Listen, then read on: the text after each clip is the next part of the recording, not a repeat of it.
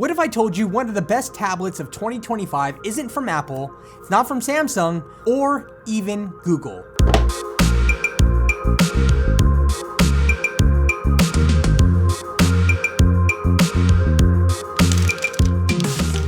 It's this, the OnePlus Pad 3, and it's one of the first Android tablets for me that really gets it right. And if you're not already aware of this, there is a sea of tablets on the market. Obviously, there's only one iPad Pro, one iPad Air, blah, blah, blah. But in the Android market, there is a ton, and it is absolutely unbelievable and ridiculous to compare all of them because at the end of the day, there are only a small subset of tablets that fall into a premium category. And that's where the OnePlus Pad 3 comes in. You see, this thing is $699. I'll tell you that up front. And you're probably thinking, well, price isn't everything. So with that said, let me tell you what you get here. So as far as the design goes, let's just talk about this. Let's be real, it's metal and it's glass. It's a slab of metal and glass. It's 5.7 millimeters thin, which is really great, but I really don't think that thinness is a competition anymore.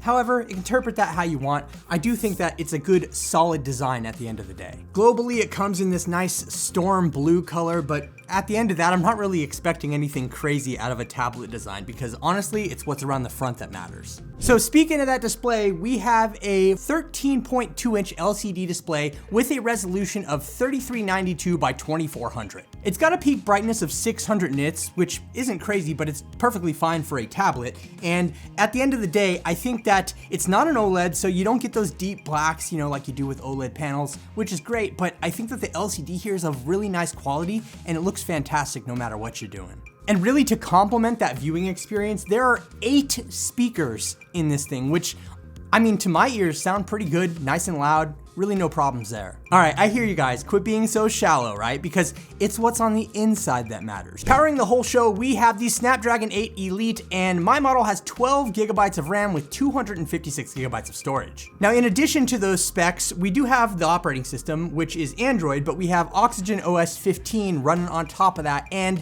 if I'm being honest here, just looking at some of the experience and the interface, it feels a little bit iPad-y, iOS-y, I guess if you want to call it that, but I mean, that's kind of everything now, and I ain't even hating. It's a good user experience. At the end of the day, using OxygenOS 15 is a good experience. And there's a lot of cool stuff that you can do on this tablet in terms of multitasking, if that's your thing. You have the ability to do split views, floating windows, and you're able to view 2 full-size apps at the same time and easily swipe between them, and just basically make yourself a productivity monster. Now, in terms of software and usability, I can tell you this thing games like a champ.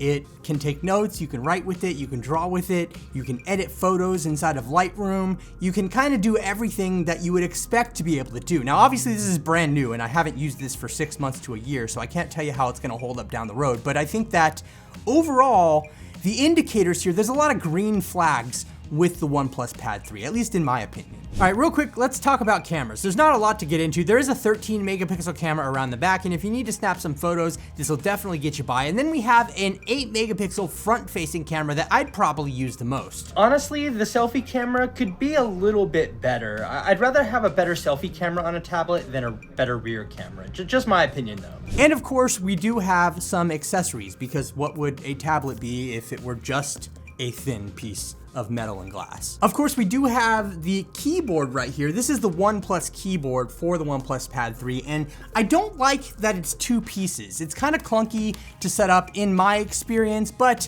it still is a very good keyboard, and at $199, I think it's a pretty solid deal. On top of that, there is a nice, I think it's about $50 for this folio cover, and it's got a little magnetic flap on the front. You open it up, it automatically unlocks the screen. It's pretty cool. I think that this is a great way to protect it if you don't need the keyboard functionality. And then of course we have the $99 Stylo 2, which is a stylus which allows you to write at multiple pressure points on the tablet. You can do drawing, you can do writing.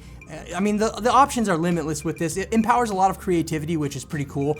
Not something that I personally use a ton, but I know that a lot of other people find this handy, and it just easily magnetically adheres to the top of the tablet for charging, and you're all good to go. But at the end of the day, the tablet experience, I mean, we are reviewing the tablet here, is still great without any of the accessories. Now, obviously with a tablet, you're doing a lot on it. It's a productivity monster. You're gonna be using the thing a ton. How does the battery life hold up? What is that all about? about. So the OnePlus Pad 3 has a 12,140 milliamp hour battery inside.